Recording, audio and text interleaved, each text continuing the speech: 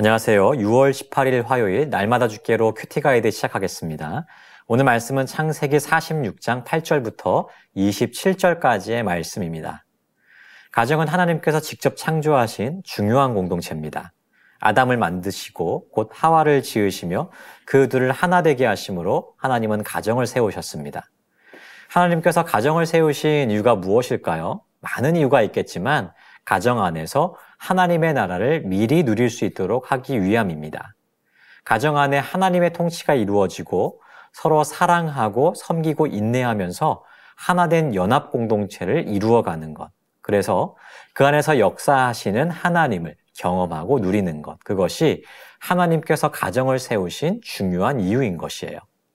그러므로 그리스도인의 가정은 꼭 믿음으로 세워져 갈 수 있도록 애쓰고 노력해야 되는 것입니다. 오늘은 가정에 대한 이야기를 함께 나누어 보도록 하겠습니다. 관찰 질문 1번입니다.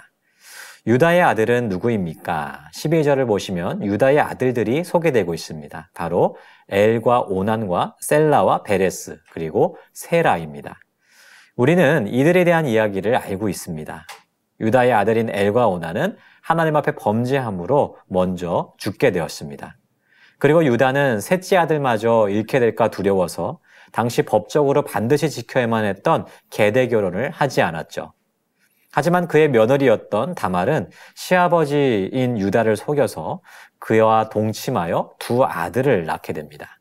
그 아들들이 바로 베레스와 세라입니다. 어떻게 보면 너무나도 부끄러운 이야기지만 성경은 이들을 유다의 후손으로 기록하고 있습니다. 이처럼 하나님은 부끄러운 역사임에도 불구하고 이들을 하나님 나라의 계보에 기록하고 계시는 것이죠.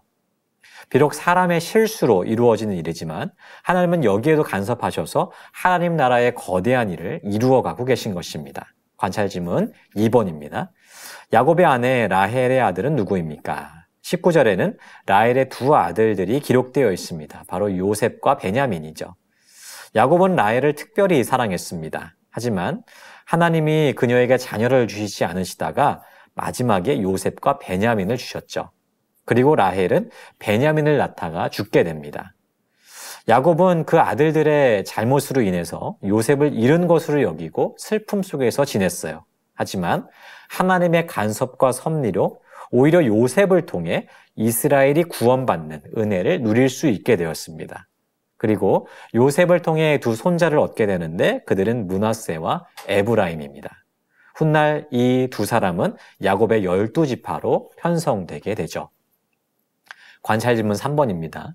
야곱의 집 사람으로 애굽에 이른 자는 모두 몇 명입니까? 27절을 보시면 야곱의 집 사람이 모두 70명이었다라고 말합니다. 여기에는 딸들과 며느리가 빠져 있었기 때문에 실제 인원은 100명이 넘었을 것으로 추정돼요. 하나님께서 아브라함을 처음 불렀을 때는 아들이 없었어요. 하지만 하나님의 은혜 속에서 이 가정이 이렇게 많이 늘어나게 된 것을 보게 됩니다.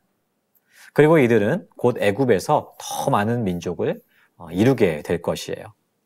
말씀을 정리해 보겠습니다. 여러분, 하나님은 야곱의 가정을 애굽으로 이끌고 계십니다. 어떻게 보면 조금은 두려울 수 있는 상황 아니겠습니까?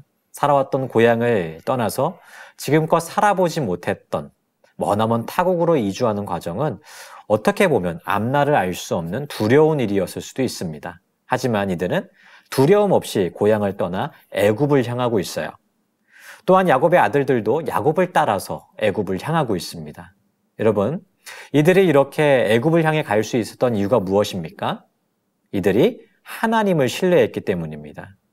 특히 야곱은요, 이 일을 통해서 더욱 하나님의 통치와 하나님의 섭리와 그분의 다스림을 확신할 수 있게 되었습니다. 그의 이러한 신뢰는 그의 가정을 더욱 믿음으로 세울 수 있었고 그의 아들들도 아버지의 뜻을 따라서 하나님 앞에 순종하여 애굽을 향할 수 있게 된 것이에요. 이들은 요셉을 통해서 하나님의 섭리를 경험하고 더욱 믿음으로 이 가정을 세워가게 되는 은혜를 누리게 된 것입니다. 하나님은 우리 가정에도 똑같이 역사하실 거예요.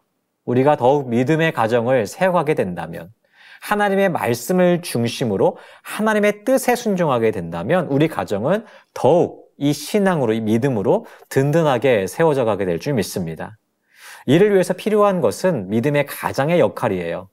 야곱이 믿음의 가장으로서 하나님의 말씀에 순종하며 나아갔던 것처럼 우리 가정의 믿음의 가장이 더욱 주님의 뜻 위에 든든하게 서가고 또한 모든 가정의 구성원들이 모두가 하나 되어서 주님의 뜻에 순종하게 된다면 이미 서론에서 말씀드렸던 하나님의 통치와 다스림을 경험하게 될 줄 믿습니다. 이 사실을 기억하면서 더욱 주의 말씀으로 세워져가는 우리 가정 되기를 소망합니다. 그래서 하나님의 통치를 경험하는, 하나님의 다스림을 경험하는 작은 하나님의 나라를 이루어가는 우리 모두가 되기를 주님의 이름으로 축복합니다.